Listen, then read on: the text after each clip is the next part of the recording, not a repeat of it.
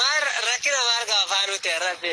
Maal rakkina qaba bakka maalifi gadaa dhalchee maarra daa dhalchi waanuma jiru ilmoo dhiirratti dhalchan taane rakkina qabu maaloon dhalche maal akka barbaadestu malee jumti sinaa agarsiisu malee nama si ajjeesu quban qabdu malee sittanuma nama si ajjeesu gaafa dhuftu dhugaa waaqaa booletti na eegi dhugaa waaqaa si fuudha oo ta'uu baate nannoo si fuudhu namam ishi maal rakkina qaban taane jaarsa tortora kinoo safaraatti gisee safaraatti jiran jaarsa tortora. Bakka namaaf hin malle gaafa dhaabbatan gatii ofii akkanatti gadi buusu. Nama tokko onlaayiniin baratanii gaafa hariiroo jaalalaa waliin eegalan dhumni isaa akkana ta'a. Egaa shamaa harka fuunee kabajamtootaa fi daawwattoota hordoftoota keenya. Nageenyi koo kan jaalalaa fi kabajaa bakkaa fi lafa jirtan isiniif haa baay'atu.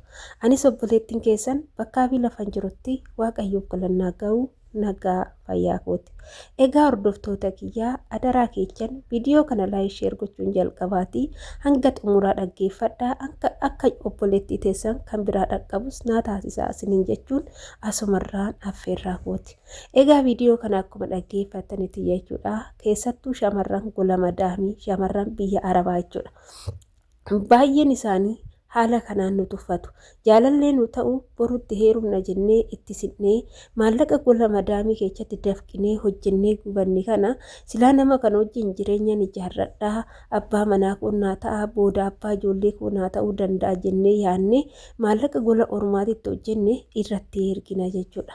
Erga irratti erginee maallaqa san haga barbaadu gaafa nurraa nyaatee jedhee gaafa icciitii garaagaraa dhageenye immoo wanti kun akkana maaf akkana goote gaafa jenneen deebii akkanaa nu deebisu.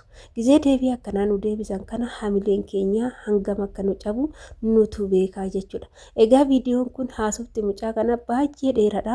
Jechoota baay'ee fokkataa ta'ee fi shamarraniif jedhamuu hin qabne hamilee shamarranii tuquu hin qabne inni garuu hamilee shamarranii tuqee jechoota baay'ee dubbatee jira. Viidiyoo kana keessatti wanti ani dubbachuu barbaadu jechuudha.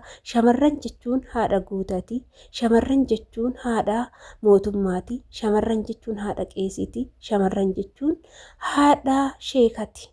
Wanti addunyaa kanarra jiru hundi isaatu dubartiirraa uumama. Wanti nama ta'eetu dhaabbatee deemu hundumtu dubartiitu ji'a 9 garaatti baatee saniin booda biyya lafaa kanarratti fida. Egaa akka abbaa manaa fi haadha manaatti wal fuudhanii daa'imti jidduu lamaanittillee uumamtu garuu gahee daa'ima sanii kan taphatu dubartiidha jechuudha. Haga inni iddoo tokko qabatutti. Haga garaatti ji'a 9 baattee kan dadhabdurraa dugdatti immoo waggaa 4 ol baattee harmashii hoosistee daa'ima kana guddisti. Isa bicha osoo hin taane albaatii isaa hunda jalaa xaraddi. Gahee kana kan taphatu garuu dubartiidha. Dhiirri dubartii keessaa ba'ee gaafa hamilee dubartii haala kanaan cabsu maal jedhamee waamamu laata dhiirri akkanaa kun. Egaa shamarran keenya wanni jechuu barbaade nuti gatiin keenya baay'isee ol kaadha. Keessattuu shamarran gola madaamii baay'isee ol kaadha. Akka maaliif yoo jettan tokkoffaa nuti warra sammuun keenya warra bilchaatedha. Fageessinee warra yaaduu dandeenyudha. Waa hedduu wanta beekuu dandeenyudha. Isa yeroo isiniin jedhu har'a maallaqa keenya of harkaa baasnee kenninee deebinee immoo yoo gaafa arrafamnes homaa miti. Arraba kanallee baay'een keenya ni dandeenya. Baay'een keenya garuu garaa keenya keessatti gubannee aaraa gola ormaa keessatti mataa nu dhukkubaa kan dabarsinu hedduu jira.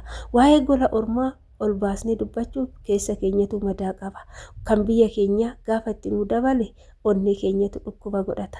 Kanaaf shamarran keenya gola madaamii hanga jirtan biyya arabaa hanga jirtan gaa'ila ijaarrattanii biyyaa hin baane yoo ta'e bultii godhattanii biyyaa hin baane yoo ta'e dhugaasiniin jedha dhiira tokko onlaayiniidhaan bartanii hayi jettanii taasiftanii maallaqa gola madaamitti hojjettanii dafqitanii xiqqaan sin ajajee guddaan sin ajajee gubattanii fiddanii dhiira takkitti ittiin ergina.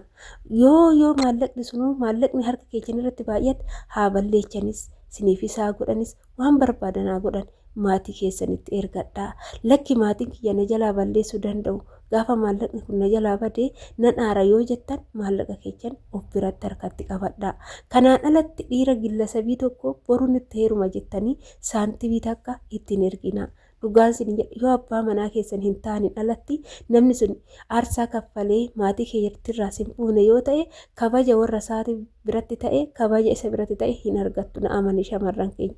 Dhiirri tokko siif jedhee aarsaa yoo kaffaluu baate siif jedhee maatii keetii yoo jilbiifachuu baate siif jedhee maatii keetii jilbiifatee aarsaa kaffalee cidhaa yoo siif fuune biyya ormaa teechee isarratti maallaqa ergaa baatee saniin booda asii galtee booletti na eegi jetteen isa wajjiin erga waan xumurte maatii kootti waraqata ergi wal fuuna gaafa jetteen dhiirri sun yeroodhaaf maallaqa keessan hanga si harkaa godhutti qabeenya wayii yoo qabaatte yoo mana qabaatte yookaan agasii gurgursiisutti yookaan akka waan wayii si harkaa godhutti abbaa manaa kee fakkaatee sitti si'uu danda'a.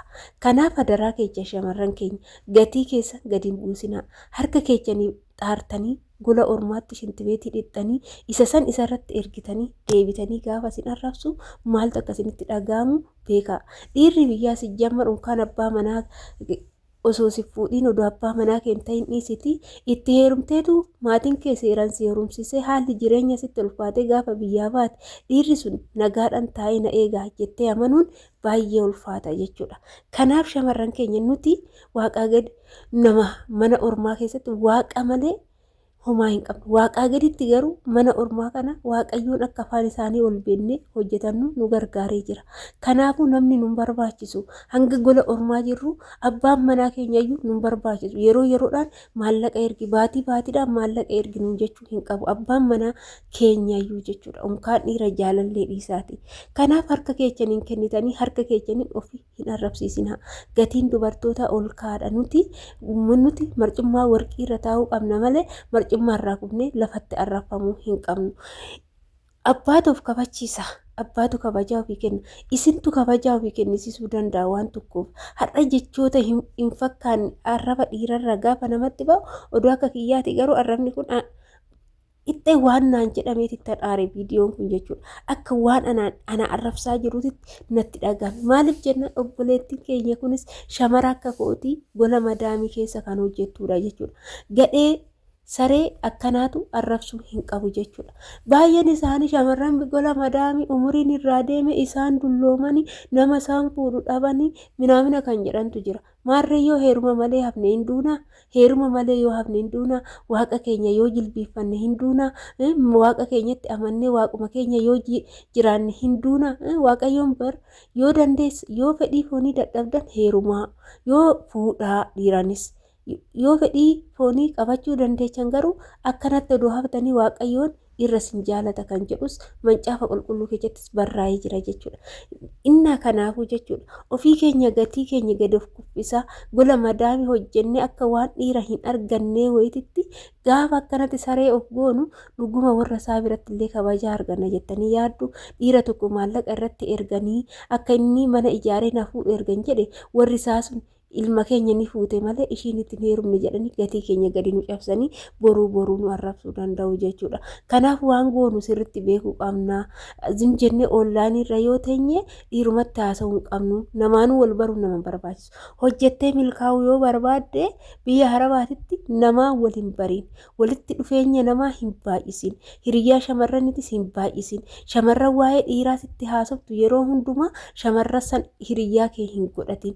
Karaarra si balleessiti ofiishiitii baddee karaarraa si balleessiti. Onlaayinii irra sa'a 24 taa'uu hin jaalatin. Yoo hojii madaamii keetii fixxe viidiyoo garaagaraa laali malee jettee namatti haasa'uu namatti odeessuu hin filatin jechuudha. Keessattuu nama waa'ee jaalalaa sitti haasa'u nama waa'ee dhiiraa sitti haasa'u nama san bulookii ofirraa godhu shamarran isaa taatu jechuudha. Yoo milkaa'uu barbaadde yoo nama ta'uu barbaadde onlaayinii karaa immoo kana nama gareen garaagaraa jira gurubbii garaagaraa amma gurubbiin jaalalaa minaamina jedhan tokko jira. Waan akkasitti of hin dhiyeessina irraa fagaadhaa nama ta'uu yoo barbaaddan yoo barbaachisaa ta'e waa'ee amantaa keessanii baradhaa malee waa'ee likiskisaa hin baratina. Beekumsa sammuutii fi waa'ee amantaa keessanii sirriitti bilchaadhaa galaa malee waa'ee jaalalaati jettanii dhiira olii gadi ooftanii maallaqa keessanii irratti ergitanii biyya galtanii harka duwwaatti haftanii bakka itti garagartan hin dhabinaasiniin jechuun affeerraa kooti. Namni haga harkaa qabduu fi haga fayyaa qabdu qofa si jaalata. Waaqayyo yeroo hunda sin jaalata waan ta'eef mana waaqayyootti dheechaa waaqayyo keessatti dheechaa siniin jedhaa fa'i bahay.